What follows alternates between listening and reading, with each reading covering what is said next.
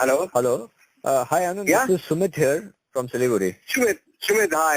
Yeah. I'm so sorry. I've had the busiest day today. No, And then I'm leaving in a couple of hours. Okay. So, All right. I'm leaving out of country in a couple of hours. So, that's a very, very tight schedule today. I understand. And even we are profusely sorry for, the interruption we had in the evening.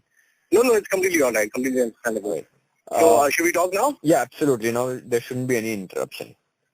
Lovely. Okay. Anand, briefly, since we were discussing about the philosophy behind your movie, if you could again very briefly let us know, and then we'll put forward more questions.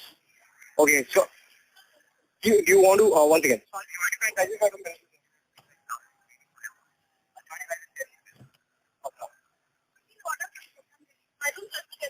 Order, please. I'm right here. I'm standing right here outside. Hello? Yeah, Anand. Yeah, sorry. I'm so sorry. Yeah, absolutely. So you want to talk here? Are you recording or I'm recording. you want to? No, I'm recording. Okay, wonderful. So, the idea is that, the job of humanities is to appropriate the inquiries made by science and the entrances of science, and then further on, the job of art and cinema is to assimilate all the influences, scientific, philosophical, social, political, etc. Assimilate all these conclusions in a way that has meaning to day-to-day life.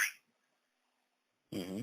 And this is essentially the purpose of making films for me. Mm-hmm. To trigger off intuitive, to trigger off spaces intuitively, Mm-hmm. which can inspire new ways of looking, which can inspire a completely new hypothesis, and then take the conclusions of lab observations and re-assimilate those conclusions in a meaningful way. All right, great. Anand, so, in India, we have very few movies which deal with such serious issues, or rather, if you could say, meaningful cinema. Now, of course, you have taken a very bold step to introduce a movie like that. Now, how difficult it is to market such a movie, and how do one, break this stereotype? Like, you have done that, but how difficult it is to do it? See, if you look at it logically, then it shouldn't be difficult at all. If you look at the core of what we are talking about, if we just go straight to the essence of the problem, then it shouldn't be difficult. Because what is the essence of the problem? What should be more difficult to market? A film that is full of meaning, that is full of intention, that is full of good craftsmanship, good acting, good cinematography, good screenplay, good writing, or a film that has nothing to say and uses really bad craftsmanship to say that nothingness. A film that is completely fearless and does not have good design and does not have good cinematography. Which of the two should be more difficult to market? Obviously, the second one, as you say. Right, but we're living in a situation where it seems that the former is more difficult to market. Yes, absolutely. Where when you make a film which has a very solid story, which has a solid writing, which has really a huge amount of work has been put into the craftsmanship, into the cinematography, production design, into the acting, etc. When you make a film like that, you get asked a question like this. Which I understand. I understand where the question is coming from. Mm-hmm. But if you really start looking at the essence of that question, you'll be able to see how ridiculous it is that we are living. That we have accepted mediocrity as normalcy. Absolutely. And we are challenged by normalcy. What I've done is actually normal by any civilized standards. What I've done is actually normal. Mm-hmm. Mm-hmm. This should be the normal standard in any civilization, in any open progressive-minded civilizations, this should be the standard Absolutely. of art, of culture, of cinema. But unfortunately, we've surrounded ourselves, and we've also not just surrounded, we have been institutionalized. We have accepted mediocrity to an extent. We have accepted mediocrity and corruption to an extent that honesty is at a premium. Absolutely. And therefore it becomes little difficult to, break this stereotype. Sorry? Therefore things become little difficult, but then... No, it's not difficult. That's what I'm saying. It's not difficult at all, actually. All right. It's just a matter of somebody making it. Mm-hmm. And you have an audience, like, in a place like Siliguri, this movie of yours is creating such a huge buzz. So, no, I'm certain there is an audience, and that's why I'm saying that it's not difficult at all to break it. Mm-hmm. Because the audience already exists. Mm-hmm. It's just that we are suffering from too many presumptions. Absolutely. So, Anand, this takes me to my next question where, this place, Siliguri, it is creating a lot of buzz. Now, obviously there is youth everywhere, and why not a youth in a place like Siliguri get a chance to witness this cinema? Like, from what Certainly. Is you have released it only 4 or 5 places. No, we released it in 27 places. I just correct that.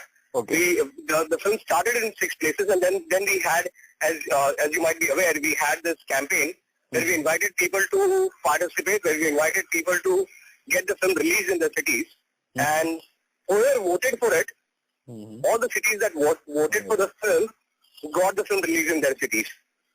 So the film is now showing in Siliguri because some people in Siliguri came forward and said that this is a film they want to see. So this is a film that is based on audience participation, depends heavily on audience participation. Absolutely. All right.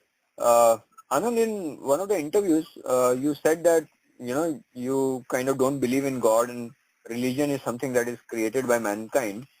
It should be mighty obvious to anyone, right? Yeah. So, hello? Yeah. So I'm saying, where does this inspiration comes from? I mean, what is the idea behind that thought process? I mean, it's mighty obvious. I mean, if I start talking about the idea behind it, it'll take me a very long time. It'll take me a thesis because then I'll have to disprove every proposition. Because the proposition itself is ridiculous. So I think the burden of proof lies on the people suggesting the hypothesis, not people who are not willing to accept it. Yeah. So if I were to see a proof of existence of, there is, to begin with, absolutely no necessity, no need in the scheme of things, in the framework of things. There's absolutely no need to introduce a concept like God. Mm-hmm. But for example, mortal, if you have an introduction of concept like God, doesn't it become easy to talk about morality and ethics and... No, I don't think so. I don't think so. I mean, you have throughout history examples of the most immoral people who were religious. You have examples of the highest degree of immorality, the highest degree of villainy, and the highest degree of genocide that has evolved out of religion. So there is absolutely no proof again to maintain that morality has anything to do with this notion, this fiction. Mm-hmm. All right. Great. And where is your next inspiration for the new movie coming from? I mean, this is an inspiration we read, through the articles that I've read, that you were in hospital and, thereby you got this inspiration. Any new inspiration? Well, that was one of the triggers. That was one of the point of triggers for me. Yeah. There are several places. There are quite a few places that I'm constantly curious about, constantly interested in, and I'll be doing a lot of work. There'll be science fiction from here on. I'll be making a lot of films that be science fiction. Okay.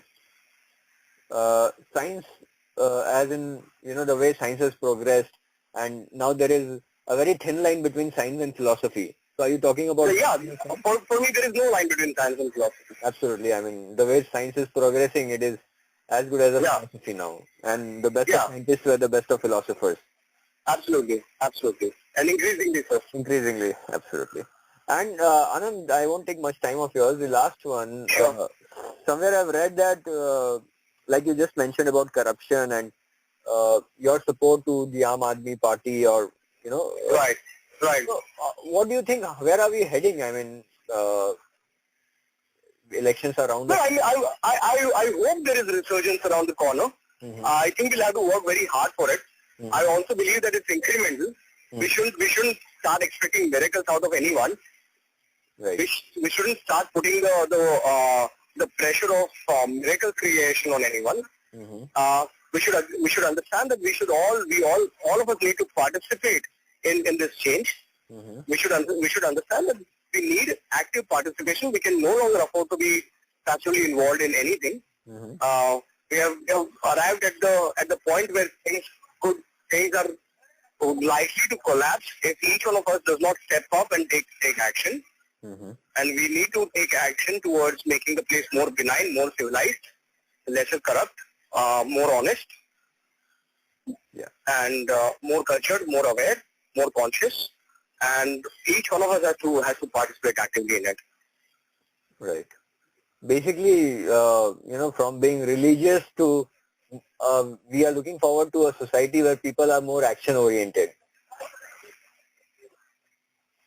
I wouldn't put it that simply, but I would say that people really need to be more aware, more conscious, more initiative taking, more participating, more active. Right. And lastly, Anand, are you excited about your film being released in this part of the world, Siliguri? I'm very excited. I can't wait to see what happens. Yeah, so we will certainly brief you about the outcome. I think we are having a full house. We started with one show. We are doing two shows. And we have already sold out the first show. Second show is almost half. How wonderful. How wonderful. That's really wonderful. And all of us as a team from this Rotary Club of Siliguri Green are trying our best to make this a huge success. Oh, that's really wonderful, yeah. That's really, really good. Look forward to do some shows, more shows so that... That's absolutely, I mean, we need that. See, that's exactly what I'm talking about. We need initiatives like that. We need participation like that. We can no longer sit back and complain about the world around us. We need to step out and say that we are going to change things. Any message for the youth? Because I see some flaw in our education system as well, where youth today are not sensitized to such issues. So any message you would... Our education system is inexistent. Our education system has collapsed long back. Our education system collapsed 2 decades ago, or probably more. So we don't have an education system. There's a complete collapse of our graduation and post-graduation courses. Absolutely, I come second year. So again, the youth will have to take charge of their own education. There is so much available out there. There are places like Coursera.org. There are places like academicearth.org. There is free education available online everywhere today. I would strongly recommend everyone to take up courses online, follow those courses rigorously and with discipline, and take charge of their own education. Brilliant. Absolutely. It's a great message, Anand, and we are thankful to you for having given us this time. And sure, thank you so much. Thanks, Anand. Thank you for your time. All right. Bye-bye. Thank you. Bye.